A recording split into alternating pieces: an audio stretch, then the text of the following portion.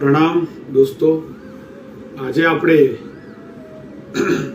આજના વિડીયોમાં રોગ પર આર્તધ્યાન નહીં થવાના બે સુંદર પરિબળ જાણીશું. આજનો વિડીયો ખૂબ જ નાનો છે પણ ખૂબ જ અગત્યનો છે. જે આપણે આગળ વાત કરી તેના અનુસંધાનમાં એનો સારાંશ છે. બીજું, શરીર પણ એ પર પદાર્થ છે, બરાબર, બહારની વસ્તુ છે.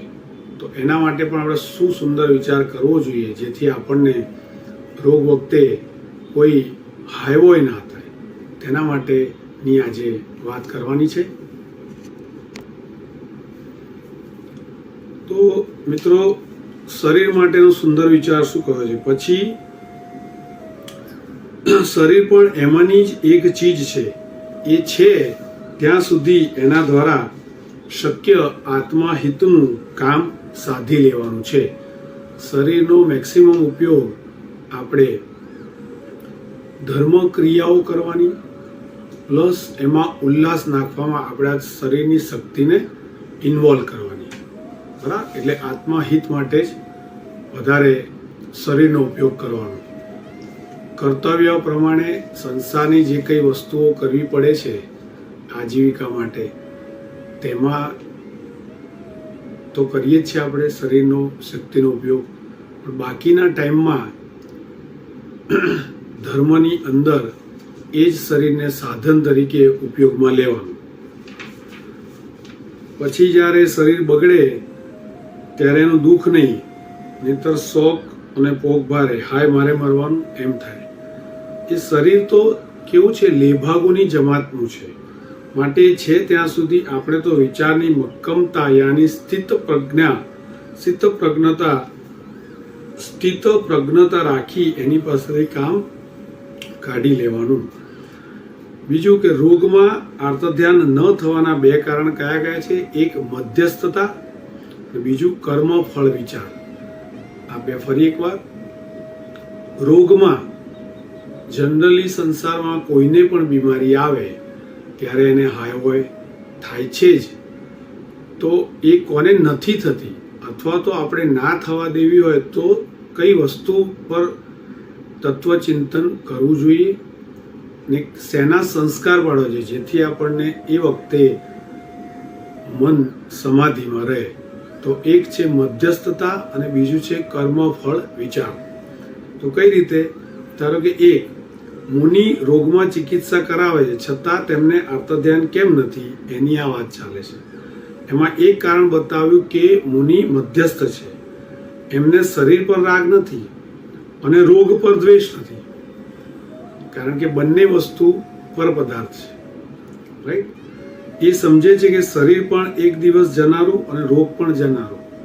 તો એવા નાશવંત પદાર્થ જેનો નાશ થવાનો છે, શરીર હોય કે રોગ હોય, જે નાશ થવાનું છે એવા પદાર્થ પર રાગ કે દ્વેષ શા માટે રાખવા?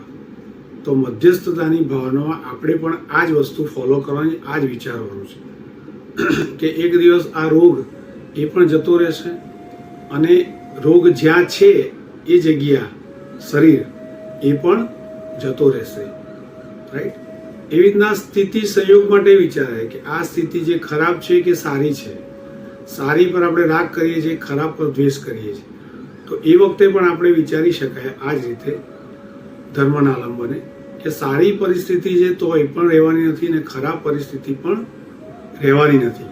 એટલે કાયમ માટે સુખ અને કાયમ માટે દુઃખ એ રહેવાનું જ નથી, રાઈટ. આ બધી વસ્તુ સુખ દુઃખ પુણ્ય પાપ,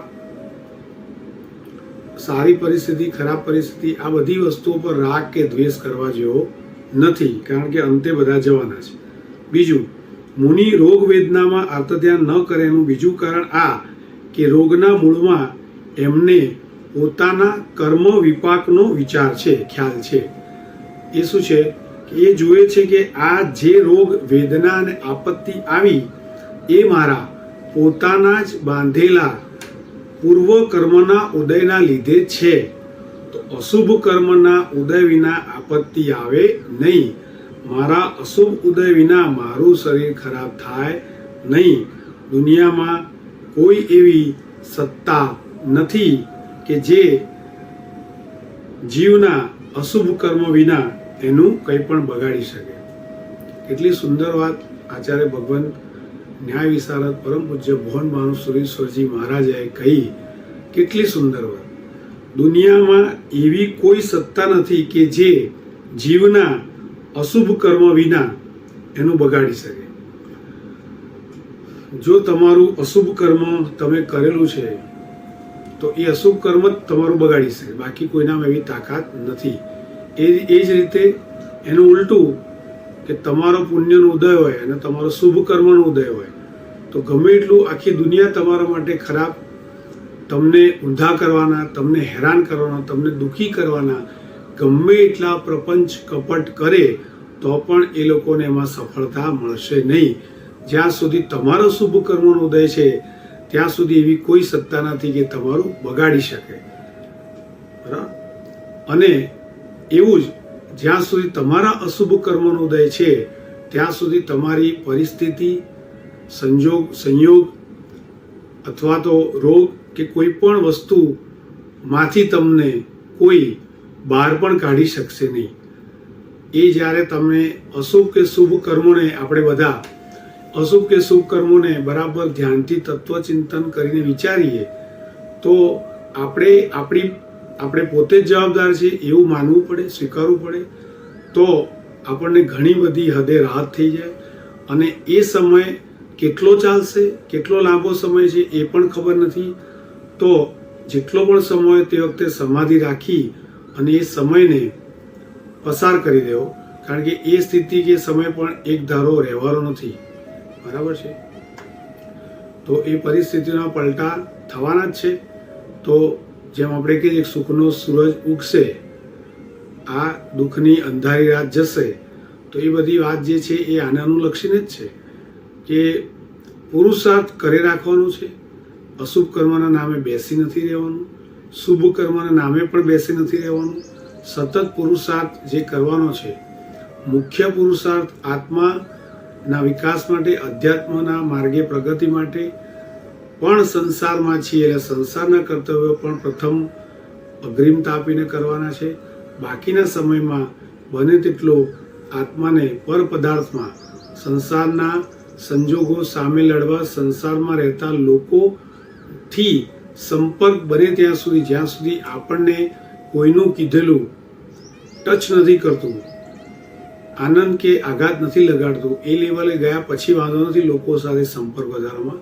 પણ તે સિવાય જરૂરી કામ સિવાય આપણે આપણા આત્માને ઓળખવામાં સમય આપીએ અને ધર્મનો તેમાં સપોર્ટ લઈએ, આલંબન લઈએ આચાર્ય ભગવાનને, સાધુ ભગવાનનું, તો આપણે ઘણી બધી હદે ભૂતકાળના બાંધેલા કર્મો શાંતિથી, સમાધિથી આપણે ભોગવી શકીએ, સહન કરી શકીએ અને નવા કર્મો પણ બંધાતા અટકી જાય છે.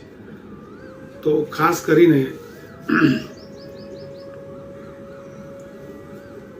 આપણે સૌ આ બધા મહાત્માઓના જીવન ચરિત્ર અને તેમના અનુભવને આપણે જીવનમાં ઉતારીએ અને નાના નાના પ્રયોગો કરવાથી ઘણી જ શાંતિ મળે છે.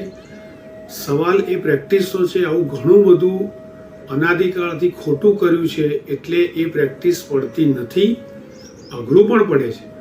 પણ જેમ ખરાબ કામ કરવાનો અભ્યાસ અનાદિકાળનો છે, તો આ માનવ જીવનમાં આપણે સદબુદ્ધિથી પરમાત્માની આજ્ઞાને સતત ધ્યાનમાં રાખી અને દરેક પ્રવૃત્તિની અંદર તે સજાગતા રાખી અને કામ કરવાના સંસ્કાર, કામ કરવાની પ્રેક્ટિસ, અભ્યાસ કરીશું તો પણ દિવસ દરમિયાન થતા ઘણા બધા જૂના આવેલા પાપના ઉદય અને નવા